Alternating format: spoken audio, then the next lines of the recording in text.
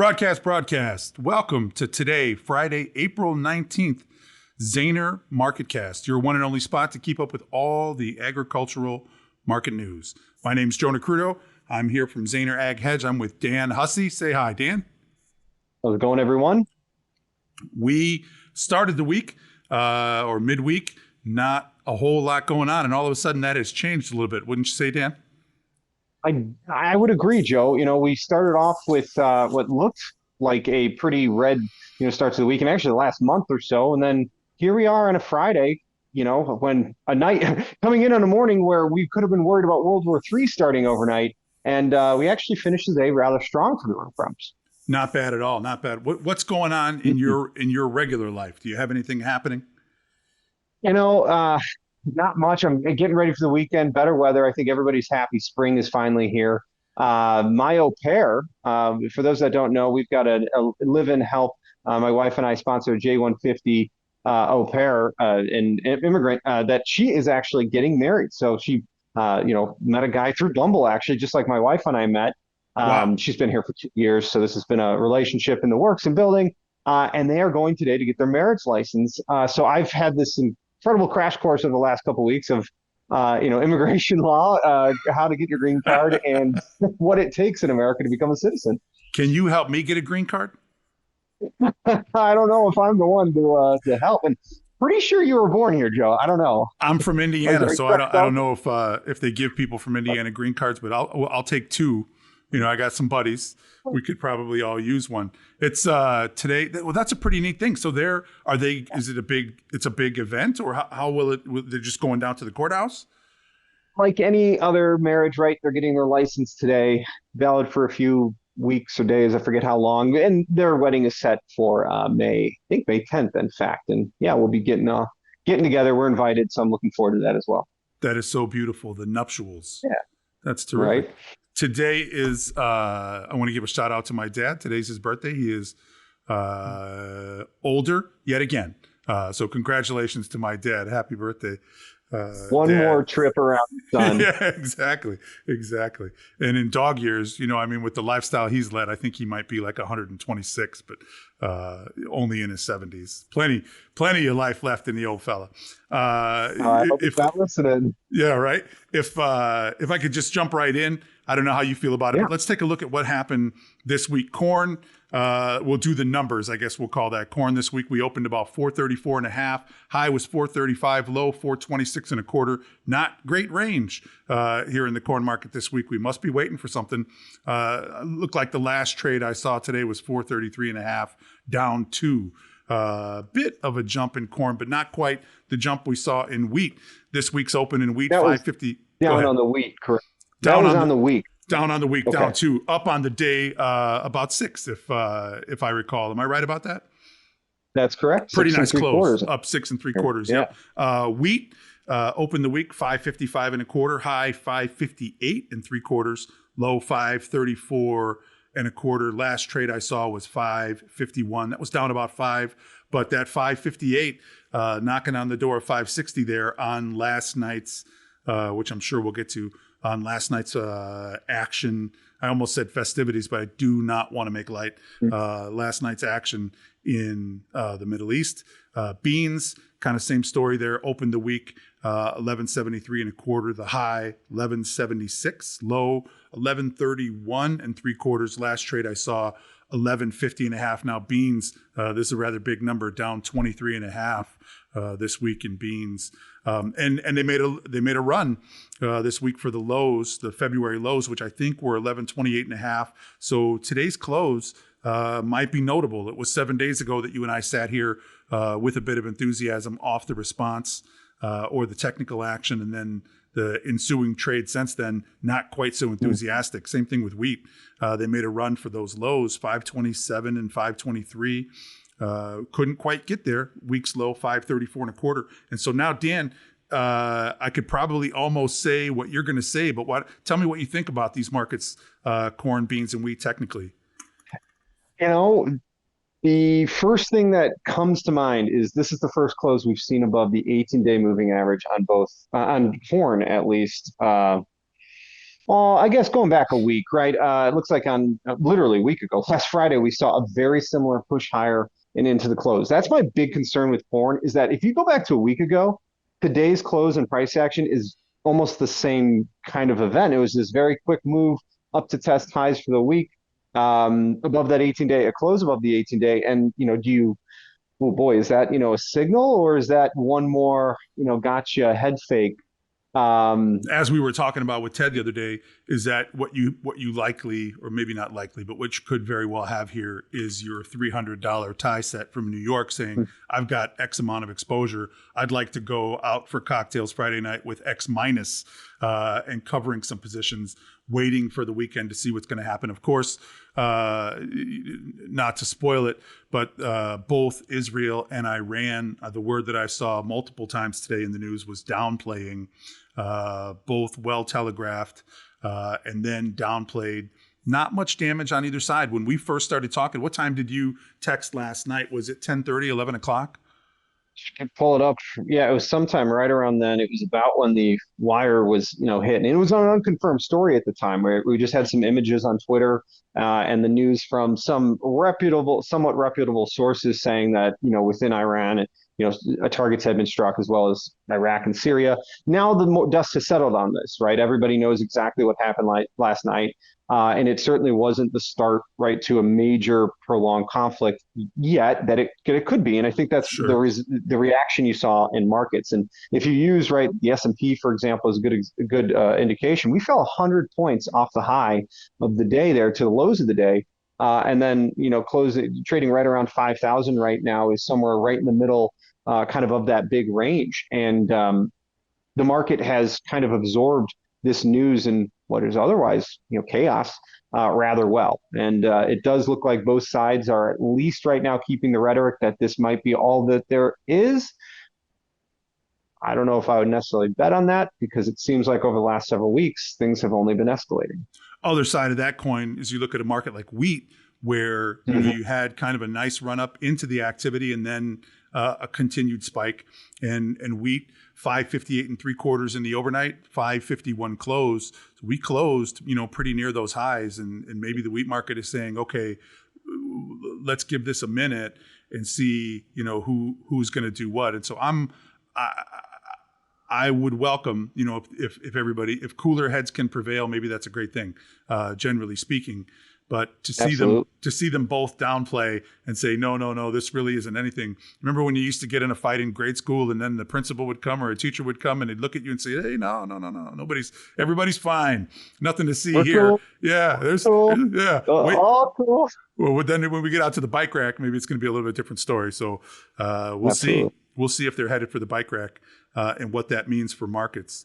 And that, leaping into the stories of the week, right? Israel strikes Iran. Israel carried out a strike on Iran early Friday, last night, early morning, late evening Thursday, in retaliation for a barrage of missiles and drones launched last weekend into Israel. An Israeli official said it was not clear what damage the apparently limited strike caused in central, and here's the kicker too, central Iran, right, Dan? I mean, they went right into the middle of the country. But the official who spoke on the condition of anonymity, discussing sensitive military matters, said it was intended to signal to Iran that Israel has the ability to strike inside the country. Secretary of State Blinken declined to comment on whether Washington was warned about the strike, but he emphasized that the United States has not been involved in any offensive operations. So everybody's saying, "Oh, hey, man, all good." Yeah, But they did, everybody. yeah, but they did Hands off. visit Hands off. right to the middle of the country and right near where they had nuclear facilities, from what I understand. Is that Mhm. right? Yeah, absolutely. They're probing the fences. These are, effectively probing strikes. And I think you could say the same thing about, I'm no military strategist, but the same thing about Iran's initial strike there that led to this reprovocation by Israel. The barrage that Iran sent was a mix of drones, old missiles, and somewhat more much larger, looking like more intercontinental ballistic missiles. Those haven't been fired, to my knowledge, before into the Iron Dome system. So I do think Iran was even trying to test the fence, so to speak, to see how well right? Different projectiles, like a very big missile, gets picked up or not. And it was some proof that some of those bigger projectiles made it, not necessarily through to a target, but certainly I think made it further than anyone thought they could. Take that For however you sure. want to. Both For sides sure. are, poking the bear and testing each other's resolve and abilities, I think. Certainly signaling that we could be into into the find out segment very quickly of mess around and Yep, find out absolutely. on the in that potential conflict. In less coming off of the geopolitics for just a second, Biden administration grants summer E15 waiver. Brought to us by DTN. Previous article was Washington Post from producer Carter. Consumers will continue to have access to E15 this summer after the Biden administration on Friday granted an emergency waiver. Was it an emergency because it's an election year, Dan? For the third consecutive year, the Environmental Protection Agency announced an emergency fuel waiver in response to the ongoing effects of the war in Ukraine and the Middle East. This action will provide community. I I got to say, I feel like that language is just, um, I don't know, kind of disgusts me. Hold that And a thought. big, Hold that thought yeah. before we get too political. This action will provide communities with relief at the pump from ongoing market supply issues created by the ongoing war in Ukraine. The war in Ukraine providing supply issues for unleaded gasoline that wasn't in there. I read that. That came No, out of my own head. And but you're conflict not in the wrong, Middle East right? by increasing fuel supply and offering a variety of gasoline fuel blends from which consumers can choose, EPA said in a news release. This waiver will help consumers protect themselves against fuel supply shocks by reducing our reliance on imported fossil fuels, continuing to bolster U.S. energy independence, all while supporting American agriculture and manufacturing. Current estimates indicate on average E15 is about 25 cents a gallon cheaper than E10. EPA's Hmm. emergency fuel waiver will go into effect on May 1, when terminal operators would otherwise no longer be able to sell E15 in the affected regions of the country, and will last through May 20, which is the statutory maximum of 20 days. Maybe instead of getting political, tell me what this means for farmers and for folks that we service in agriculture. 50% increase in ethanol demand at the pump. That's what it means. E10 is 10%, E15 is 5% higher. That is a huge jump in the amount of ethanol being blended here, which is a great thing. But, politics aside, the jargon and everything in this is just comical. Like, how is supply chain concerns for oil their rationale for this when we are the biggest producer of oil in the world? That doesn't make sense to me. Where's the supply chain concern? We have the spigot turned on, pumping more oil out of this country than we ever have before, more oil than any other country in the world. And we have the audacity to say, oh, well, these other conflicts are the reason why. But Okay, but fine. It's an election. for Right. It's farmers, a what great, this means is that great. I know we don't have, I don't know, we don't have the numbers in front of us, but in terms of demand at ethanol, Correct. that has to And go that's up, doesn't it? where, correct. And that's where now the trade is weighing in on that. Now that we know that the bump is in there, it's not just a function of, we don't know immediately how this is going to affect demand because consumers at the pump are going to be the ones that demand the ethanol, demand the gasoline, and ultimately decide how the economics and the supply chain get this to the pump. We know that all of those, or all of our gasoline will have been blended to this capacity, but whether or not the price reduction that it gives us at the pump, entices demand is another story. However, we do know that this next summer, if prices are sticking around where they are, um, not to like talk about another story, but I think personally, air traffic this summer will probably be incredibly light. And I think, in my humble opinion, the American family is going to go on a road trip instead of getting on a plane, given the maybe security concerns with planes. So, hey, we don't know what that demand is going to be like yet, right? But if this summer is a big travel summer by car, and we just put in this E15 mandate, maybe we're going to see one of the biggest summers for gasoline demand we've ever seen. I don't know. I'm just, putting in and trying to talk about some of the other maybe effects in the marketplace that could be driving this outside of just the fact that, hey, I think we can all enjoy 25 cents cheaper gallon gasoline. in addition to what is kind of going on in South America. And so maybe that was the story of the week last week, but still we carry that in with us this week, where there is a rather large difference, right, between what the USDA has to say about what's happening in Brazil and Argentina and what, for example, the Buenos Aires Grain Exchange has to say about what's going on in Argentina and what's going on and what the authorities in Brazil have to say. To update a little weather in South America too, right? If we've got this discrepancy in production, well, weather in South America has remained incredibly hot, and the forecast is still at record temperatures for the fall. So the finishing of safrinha corn and the finishing of the crop here, if we see those other institutions start to drop their yields and production numbers again, I mean, the USDA is going to have their hand forced, even though I know, as we talked about, last week, and we've talked about with Ted in the office, there's a pretty good reason as to why they maybe had started the year at too low of a production number for South America. This is the USDA, everybody, and now they're realizing that it needed to be higher, so they're having to fall back on making back end adjustments again. I wish they would have be more forthcoming with that. That's information we learned at the question and answer sessions, but not forthcoming. But I wish they would explain that more, right? The USDA would, on how and why they're coming to what they are. But knowing that, okay, we can justify where they're at, but still doesn't change the fact that South America and their Addis partners are telling us a completely different story, right? A lot of interesting Buenos Aires right? Grain Exchange today, 49.5 million metric tons versus the FAS 51 on 24-25 because of, Carter, was that leaf hopper? The leaf hopper. Yes. Leaf hopper. Yeah, leaf hopper with this disease is maybe a dramatic impact. 48 million metric tons on 6 million hectares, down 800,000, lowest area in 6 years on this 24-25. And so some interesting numbers coming up from South America with interesting circumstances. And this second corn crop in Brazil combined with this year and next year's corn crop in Argentina, maybe there's still a lot to be discovered or a lot to be ironed out on those numbers, U.S. versus South American authorities, I think. I would completely agree. And the trade is going to have ample time to figure that out.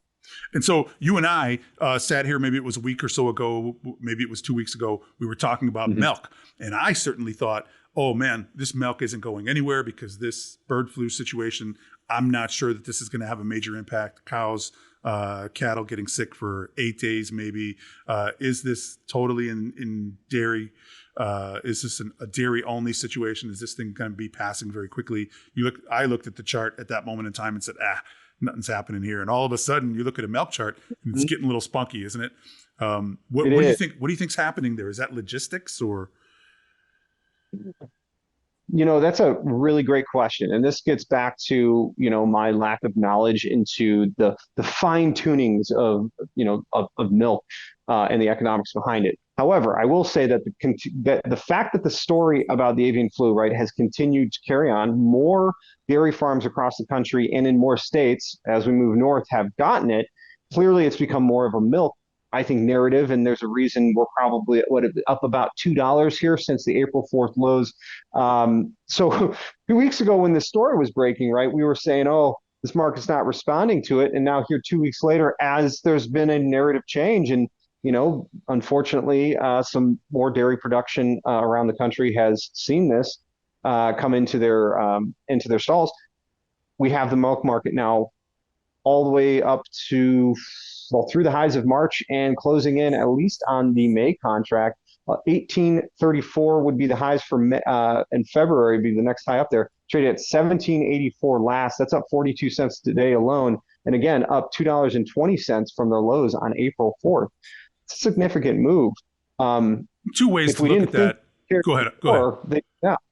Two ways to look at that chart is that typically there's not a lot of noise in milk. There's just not. What you see is pretty much what you get. But the other side of that coin is that it's a rather thin market. And so if you do get an increase in speculative activity, that could be what you're seeing on the chart there. And so, Mm. you would look at that and think, okay, on its face, must be something could be a bigger deal than I or we had originally thought. Then the other side of the coin is you could just be seeing some speculative interest in there. And we do know that the authorities, the feds have said, we strongly urge you to limit movement if possible. We'd like anything that's moved to be tested. Certainly no mandates from the government, nor does anybody think that's needed. But maybe it's a logistical thing, Yeah, it could very well be. And milk is such a highly regulated market that there are a lot of other caveats here too that we could be overlooking, to be fair. But it does seem that in the last 2 weeks, milk market or somebody who participates in it has certainly changed their tune. Something to keep watching, right? Yeah, absolutely. Speaking of logistics, in the question and answer section today, question from Jim in Iowa. What do you think, or why do you think fertilizer prices continue to increase? And now what we think Jim is talking about here is that the last 3 months or so, 3 or 4 months, fertilizer prices have kind of been on the rise. My initial thought to that is that the key to this question, pun intended, right key to this question is the Francis Scott Key bridge situation, which they're making pretty rapid progress, considering, wouldn't you say? I would. And that wasn't the only incident of maritime, maritime logistical issues. There was also, I think, a week later, a number of barges had broke free someplace else. But the point being is that, yeah, there have been some logistical hiccups with fertilizer, mostly imported, a lot from Russia. So that can also cue you into a reason why there's some issues in terms of supply chain for fertilizer overall. And I know when we all look at the chart of natural gas, we say, what gives? How is it so high? Well, we also have to remember that there's probably some old fertilizer still in the system that needs to be sold at higher prices because of it. But before this recent rise, we actually saw fertilizer prices coming down, Joe, if I'm not mistaken. Year over year, right. well off the highs, absolutely. Well off the highs, right? So you're also got to remember, right, we're not at the highs of price, right? But seeing that resurgence and rise, well, I mean, I think it's hard pressed to imagine that this time of year there isn't demand for fertilizer, and that it isn't getting, bought up to some extent. But yeah, I think you have to also be aware of some of the issues going on in the Black Sea. Remember, Ukraine just a few days ago pulled out of the grain deal. I haven't heard if we're back into it yet. But reason being is that they do not feel they could logistically protect and offer the right type of security to barges moving through the Black Sea and out through, the Mediterranean. Could that be the same case for Russian, ships with fertilizer? I don't know. It's something that I definitely probably should spend some time this weekend looking into. Yeah, for sure. Carissa from Indiana wants to know what updates do we have on the Middle East and the effects that situation is having on row crop prices. And so I think we sort of covered this a bit already. You saw wheat is, and we talked about this yesterday, right? Kind of in passing. Wheat turns out to be kind of a very interesting indicator for war, right? I mean, if you're going to light the whole Middle East up, the people being able to get wheat to and fro could certainly be impacted. Mm-hmm. And you have to wonder if at first it might be a negative, right? Because countries like Egypt, who are major buyers in wheat, may not be able to buy. That can be a negative thing. Wheat was certainly caught a bid during the start of the Ukrainian-Russian crisis. Might have been a little bit more because the breadbasket of Europe had come under crisis too. But I would say that, the idea that World War III didn't start last night is probably a good reason that corn and beans also maybe even came off their lows, because I personally don't see a major global conflict as being positive for corn and soybeans, at least not in the short term. There may be a big wartime inflationary move later. That's a different story. But in the near term, we would probably shut down a lot of trade with a lot of foreign partners that require or are buyers of that if a major global conflict began. Now, this is in the Middle East, so China's not even involved at this point, and they'd be the buyer. But there could be slowdowns and hiccups in anyways. You saw gold and oil, rally, and silver as well. Your typical safe haven assets are, rush to be bought up during a conflict.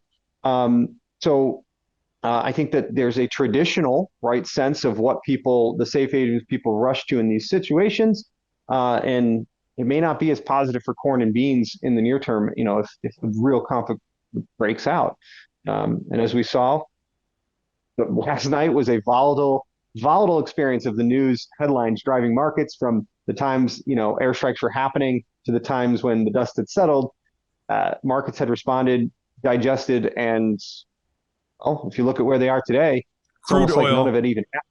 crude oil up 2.5 to 3 full points last night, right? It was, Whole dollars, right? We were from 81 to 85, lows to highs of the day. but you couldn't hold it. And are we still down at this at 2:10 235 p.m. Central last. Standard Time?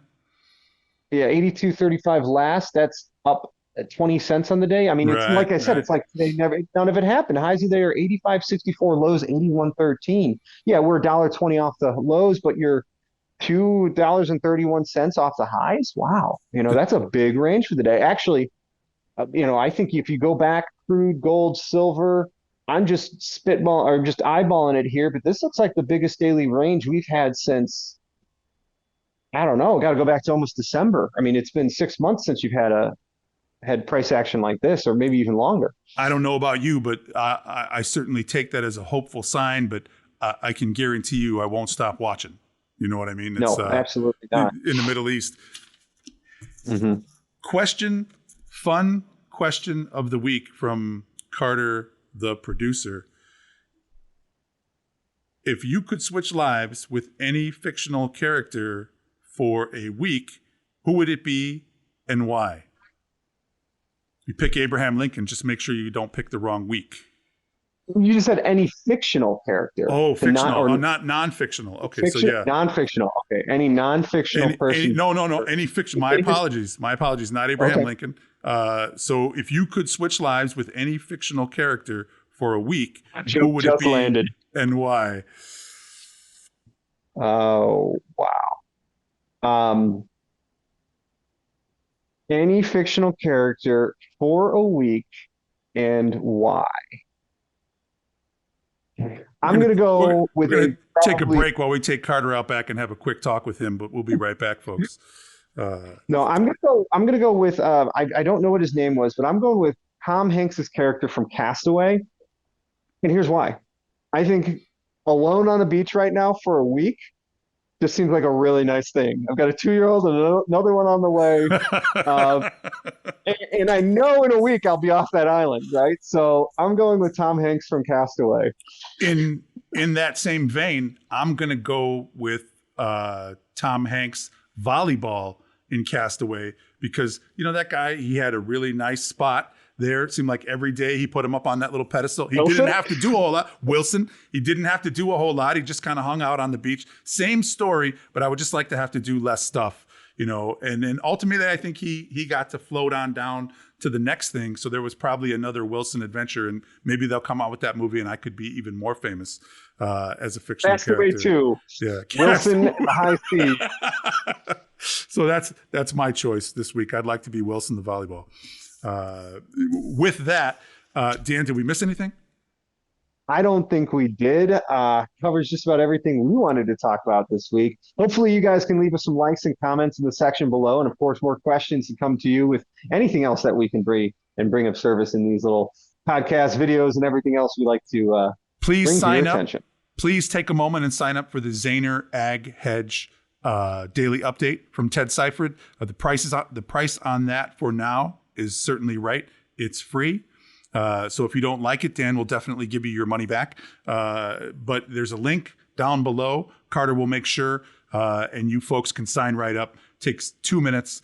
We'll get you that information, and every day you'll be able to plug that phone number in and get an update from Ted Seifert himself. Thanks for joining us, everybody, and we'll see you all next week. This has been another broadcast from Zaner Ag Hedge. I'm Dan Hussey. I'm Joe Nikruto. And we'll be back with you next week and as price action develops. Take care, everyone.